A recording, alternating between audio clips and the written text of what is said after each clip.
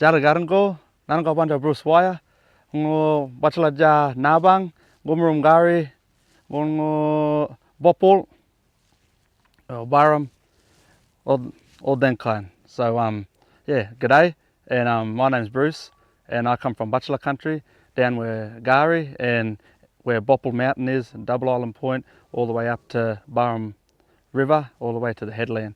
And yeah, we're here on beautiful Tublang country, and yeah, it's real special, all this place here in and around this country, because we've got these songlines and stories passed down by elders, and I like to have a big thank you to Uncle Willie Broom for having me here and sharing this yarn with you, and the story that links to Mount Bauple.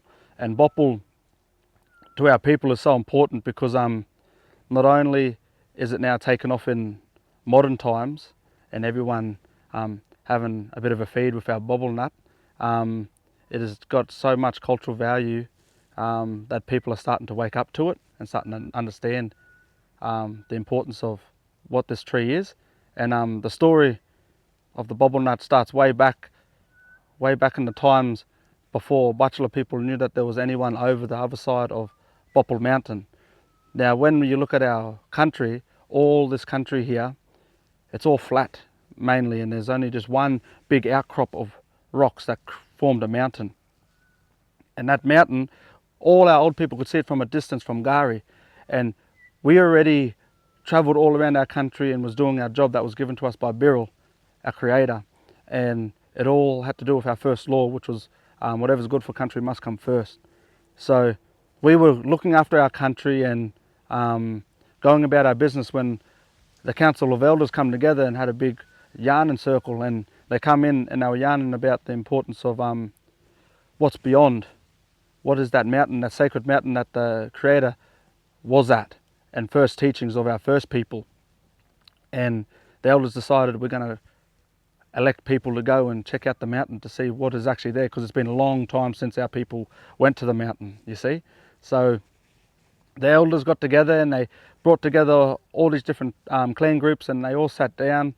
There would have been about 6 odd clan groups by the story, and they were all sitting down yarning, how do we get to this mountain here? Who wants to go to the mountain? Everyone a bit iffy, you know, everyone sort of a bit standoffish, because it was ground that hasn't been walked for many years, many generations haven't walked that country. And then this one strong young warrior put up his hand. His name was Bauple, and he put up his hand and said, I'll go for a walk, but on one condition, I got to go by myself. And then the elders said, oh, well, if you fine doing that, you can set off when you're ready. And then he said, okay then, and Bauple said, I'll get my stuff and I'll head to the sacred mountain.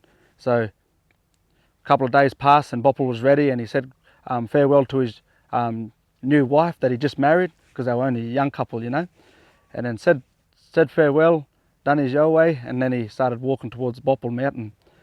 Now as he started going towards Bauple Mountain, he headed from Gari and he took off on a canoe, and then he went to the mouth of the Mary at Susan River, and he took the Susan River and he started going down for as far as he could, and then he cut across doing the old walk lines that the elders have taught him, using the trees as guides and all that. And as he started walking, he ended up coming to a spot that we call Munabulla, and the Munabulla is the river, and that is the actual big meeting place. And what happened was, he sat there and he was getting his bearings. How am I going to approach this? Because all our countrymen haven't walked here in a long time. So he's thinking, and he said, nah, I'll be able to make it through this way and that way. And then he noticed a little lizard, and the lizard come up to him, and the lizard started yarning to him and saying, you leaving your country? And he goes, no, I'm just going to the border. The lizard goes, okay then, I'll go with you to help you out. He said, no, I'm traveling by myself, brother, you stay here. So the lizard said, oh, okay then. And then Bauple, the young man, he set off and he went to the Bauple Mountain. Now as he went to Bauple Mountain, he realized that it wasn't one mountain, it was actually 3 peaks. And he looked at it and said, oh, the first peak, the northern peak, was the hardest peak to climb. So he looked at it and said, no, I'm not going to do that one. I'm going to do the middle one and do the last one, and then go back to the north. And then he started scoping out all the country. He was walking around, taking note of all the animals, all the plants, all the rocks, the waterways, and he was documenting it all in his head. And as he was walking around and doing all this, and he finally finished after many days passed, and he finally finished all the walking of most of the mountain until he got to the northern side. And then when he got to that northern side, which was that sheer cliff, he was looking, going, oh, I'm going to have to do it. So he built up the courage at the camp, and he looked at it and he said, all right, I'm going to have to do it because I need to go back with this information to the elders. He started climbing the mountain now, and when he started climbing the mountain, he had a bit of a fall. There was a rock that was a bit loose, and he stood on it and he fell, and he had a bung leg. He busted his leg. And then when he busted his leg, he was there crying in pain, calling for help, but naturally no one's around because he went by himself and all the mobs staying back home, you know.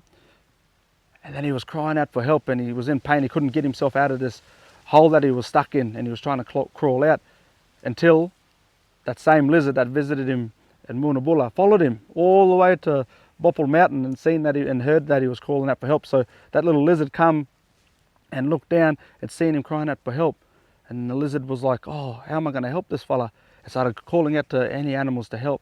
Finally was conning up a wallaby, and the wallaby was there next to him. And the wallaby said, oh, how are we going to help this fella? And then they're looking down at him, and he's there in pain, still calling out for help. And they told him to calm down, we'll try to figure out what to do. So they were yarning, how are we going to do this? Should we get one of the birds to send a message back to all the mob? Yeah, the little lizard said. So they ended up talking to a couple of birds, and the birds like, oh, we can't fly that far. We only got small wings. And so that was a bit of a problem, you know. And they're getting worried for this young warrior, Bauple. And as they were trying to discuss what to do, one of the birds came down and said, I can help. And then they looked at him and said, how can you help? And he goes, what's this here? And then it was a cockatoo, and he said, I'll go get my mates here. They started rounding up all the birds, and they started putting all these sticks down. And then they ended up getting a couple of, the wallaby got a couple of sticks, and they made a fire. Now once they made the fire was lit, and then the lizard's like, what's that going to do? And the bird said, trust me, this is what the people from the west of the mountain, this is how they do things. She's like, there's people west of the mountain? And then the cockatoo said, yeah, there's heaps of people west of the mountain. And this is the first time ever we've had this information that there was people west of the mountain. So when we started getting all that sticks together, the birds went off onto country and started grabbing all these leaves. Now the leaves were from a special tree, and that tree is the Bauple tree. And they started breaking off all the branches and all the leaves of the Bauple tree and put it all on this fire, and it started smoking it up, and a big smoke started going up into the sky. And as that smoke happened, the birds started blanketing the fire and making smoke signals. They started actually making puffs of smoke with gaps in between. And as they started doing that, the little lizard's like, what are you doing? I was like, this is how the people of the West message people and let people know that there's certain things that are happening. The little lizard said, oh, okay, I'll go tell Bauple that you're doing it. So he ran down to see Bauple, and then he told Bauple, here, it's all right, young warrior. The birds are sending a message to your people back on the island, and they're going to come help. Trust me. And Bauple's like, thank you so much. They went back to the smoke signal. Now, from afar, right back to the island on Gari, all the mobs from all over, all the clans, seeing the smoke rising, it said, that's not a normal fire, because they could see the spaces. So they said, oh, something must be happening here.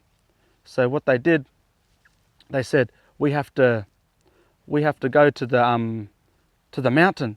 Bauple might be in trouble.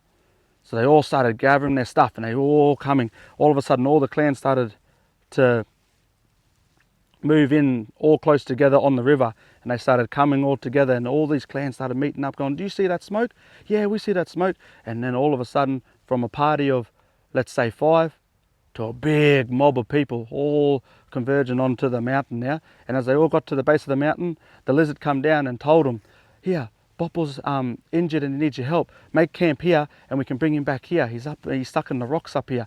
And then they ended up making their camp and went up and got Bauple. And when they got Bauple, they said, here, who was doing that smoke signal if you weren't doing it? And they said, the birds here. And then they got the birds to come down to the camp, and then the birds started explaining what they did and where they learnt it from. And like, what, there's people over the west? And then all of a sudden, the connection between the Butchulla people of the coast and the mobs in the west formed that day over the pass. And the Butchulla people were the keepers of that pass. And they were the keepers of that story and that law for that area and for that mountain. Now, as the story got out about Bauple and his animal friends and the knowledge that he held for the island, that lizard then became and adopted the name of Bauple. And he was he ended up growing into a big, strong lizard, frill-neck one. And he is now the keeper of that mountain. And he stays at that mountain and always warns people when they're coming. Just like how we done with all the hordes of people that were coming to help Bauple out. And then Bauple himself ended up going on to getting the name named after him and the lizard that was in that story.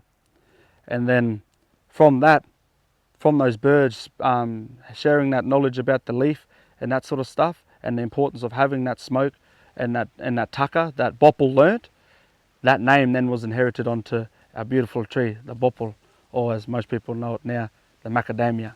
So that's how it got its proper name, Bauple, back in the days, after that young, strong warrior who went off and ventured out by himself and ended up doing all this learning in and around the bush by himself and come across this tree. And that's just a little story that come from the mountain and get us to understand that that sacred mountain holds a lot of knowledge and a lot of law, a lot of ceremony, and a lot of teachings for our people. And we always teach that to young men, learn about this Bauple and his adventures and what he did and where he stopped, because that is following our traditional law patterns. And we tell all our mobs communally, men, women and children, about the importance of knowing about this specific nut, because it holds so much value, not just with the tucker it can give you, the nutrients that it can give, but also the understanding of how to do smoking signals and how you got to do it and who you got to connect with. And it connects us with our Western brothers and sisters of the mainland Australian continent. It connects us with our brothers and sisters out that way too. So Bauple, even though you might see it as one tree, links a lot of mobs together. And yeah, like I said at the start, Uncle Willie Broom and his mob, Tabalang, Gorang, all them fellas from the north would move in. Waka Waka would all converge in on Bauple Mountain and do these yarns and share the story. So it's been a blessing sharing the story here on this country, because it links to my beautiful mother's and grandmother's country over on the Fraser Coast, Gari there. Yeah, that one. Yin Garango. Your way. Thank you.